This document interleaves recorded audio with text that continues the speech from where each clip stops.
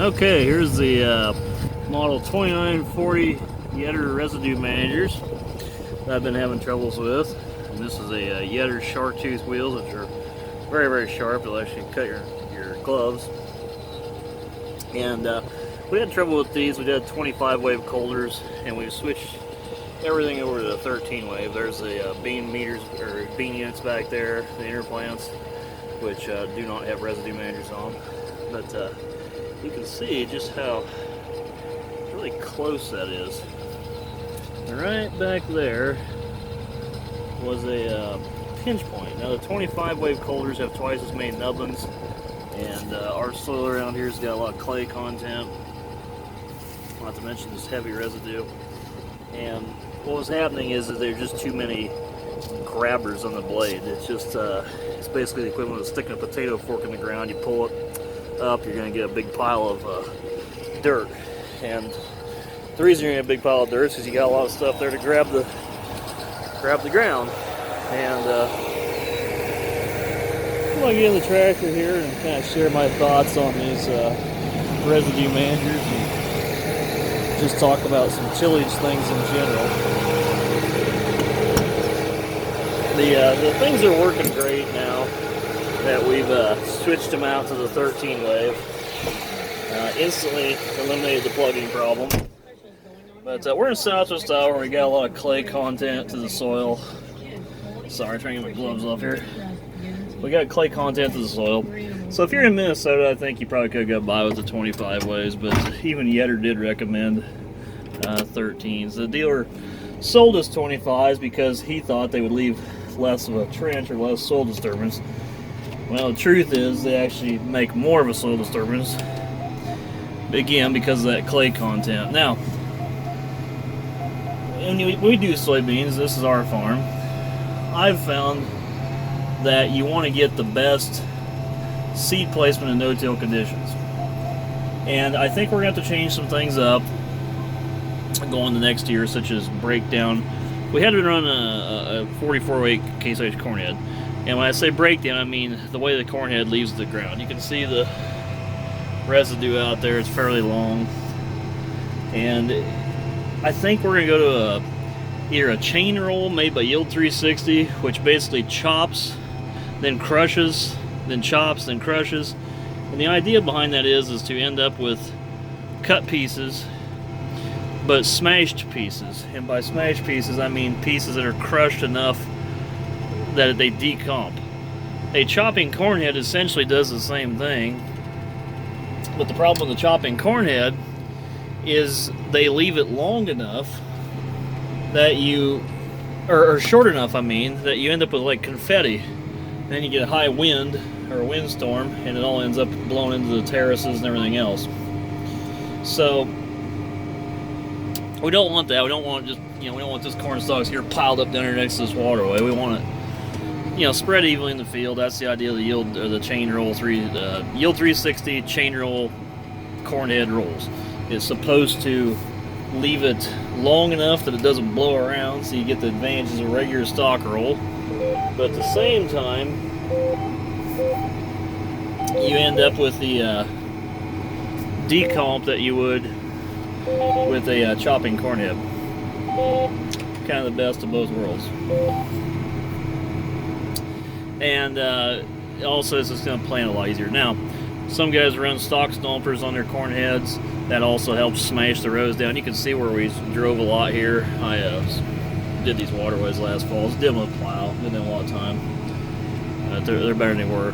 But where I drove a lot, its stalks are smashed down. It plants really, really nice. You get out here in the heavier stalks, it wasn't planting so well. So to get your seed placed properly is going to get your yields.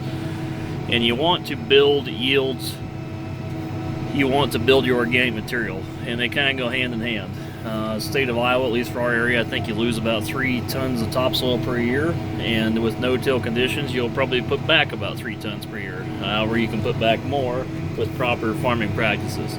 So, also in our area, you have a conservation plan if you're part of the NRCS or getting your, which you got to be part of that to get your crop insurance anymore. So you can only use selective tillage equipment. And the turbo till, I think a turbo max under certain degrees of angle works. There are other lines of vertical tillage, such as the true tandem made by Case IH, more of a disc. It's just kind of a colder blades on a disc.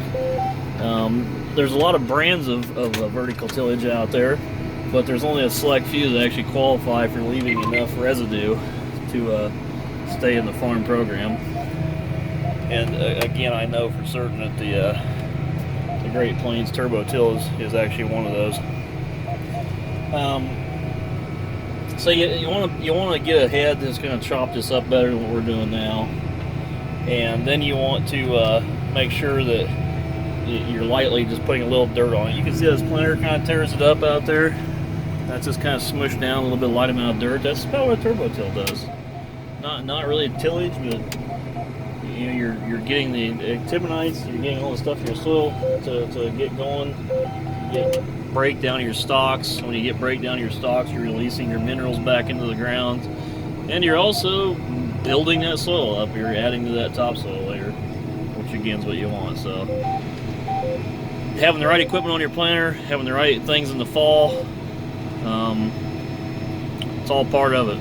It's all part of getting your soil health. So, and for us, this spring, it starts right back here at this planter. Just getting the planter, the track blades, these 13-wave colder blades.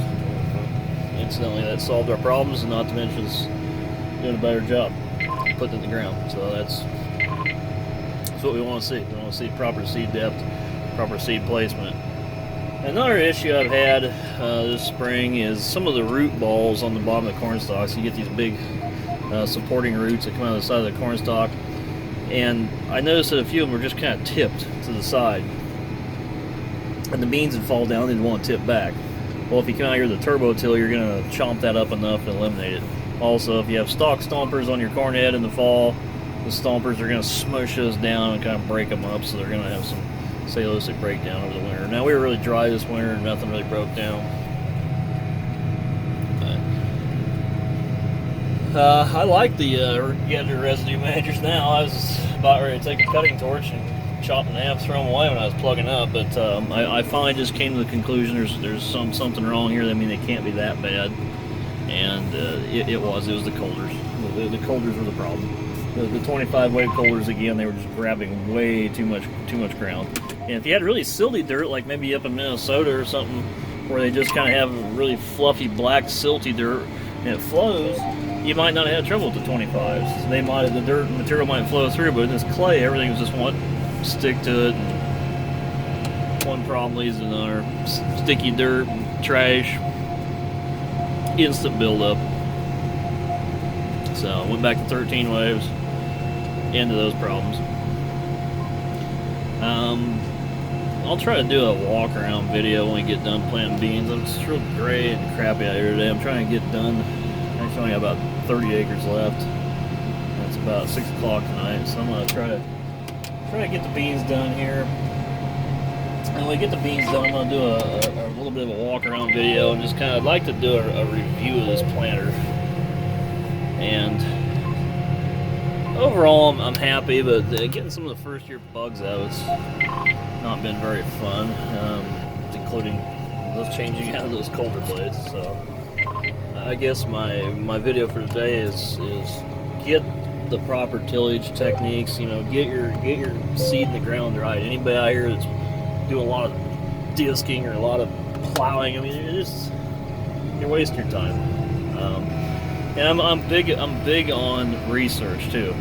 If you come out here in this field and you were to come out here in this bottom, do an 80-foot wide, so say a 200 feet wide disc strip, and you did 100 foot wide of it with a disc, and then you planted the beans and you left the other half no-till. Well,